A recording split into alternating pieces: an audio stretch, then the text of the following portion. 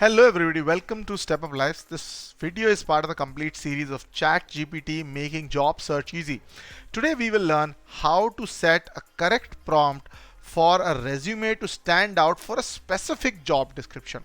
A lot of people are applying for a lot of jobs, but they are not getting responses because you are not tailoring your resume based on the job description.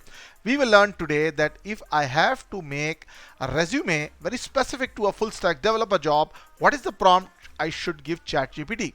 The structure of the prompt, as you see on the screen, is design a resume to stand out for a specific job description. For example, I will copy this and I will actually go to ChatGPT here and I will try to go to a job description of a full stack developer, right? I will copy this as well. Let me see if I can put this ahead of the ChatGPT prompt, and let's see if it is able to give me a tailored resume for a job description for a full stack developer. Let's quickly zoom in and see what ChatGPT is doing for us. If you see here, it's preparing a good contact information summary, technical skills which are relevant to the job description, professional experience for a company, how you should structure it, what are the keywords that you have to enter that will impress this kind of organization.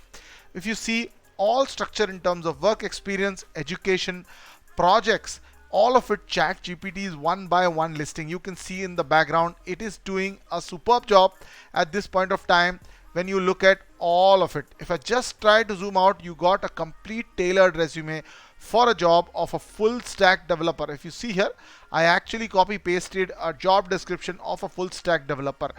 It is very powerful tool. If you like such videos, then definitely subscribe to this channel, like this video and share it with your friends so that they will know how to utilize the power of AI to build your resume, tailor your resume to a particular job description and apply more potently. ChatGPT is helpful only when you give it the right prompt. So this is my advice. Check the prompts in the description as well, and do like and try this out and tell me your response in the comment section. Thank you so much and bye bye.